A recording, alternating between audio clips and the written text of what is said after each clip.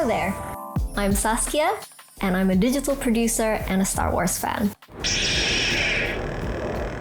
I love that Star Wars tells stories that we can all relate to. Tales of hope, love, family, good versus evil, perseverance. Makes the universe feel so real. And I love that we can all identify with the characters and feel connected to them and their journeys. But yeah, ultimately I love Star Wars because it fills me with joy, and though at times it breaks my heart, it always gives me hope. Most of my experiences with the Star Wars fandom have been quite pleasant.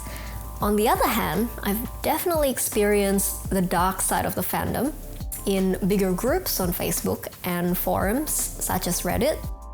I used to be quite active in sharing content on those sites, and I definitely remember receiving quite a bit of backlash on some of the memes that I shared.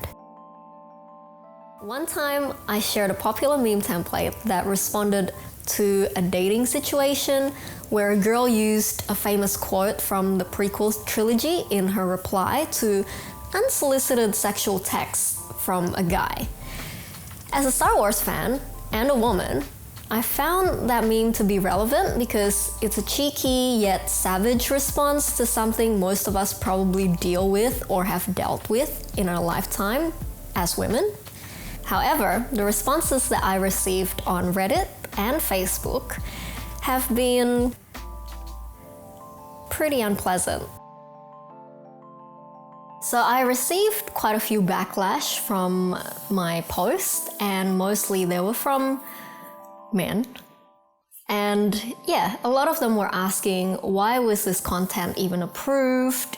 And yeah, it was just sort of unnecessary comments that took the issue beyond the discussion of Star Wars. It was more of a criticism on the way that I, as a woman, handled certain dating situations. Online spaces are so interesting, particularly for me and with my interest in this area, because they are acting as these little microcosms of wider society.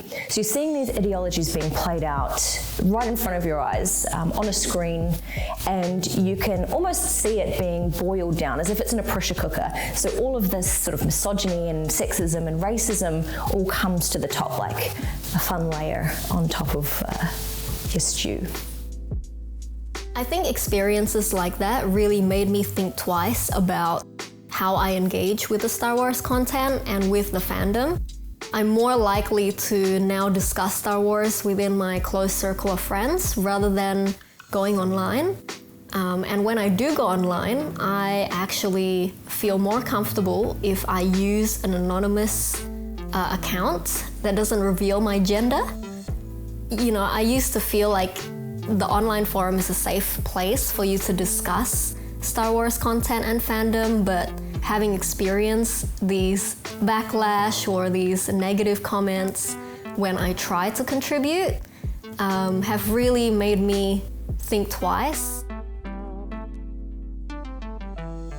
It's really interesting to think about how this is going to play out in the future, and I think it's good that this is coming to the surface, because when it's behind closed doors, I mean, we can't have a dialogue about it, and that is what needs to happen for anything to change, especially opinions.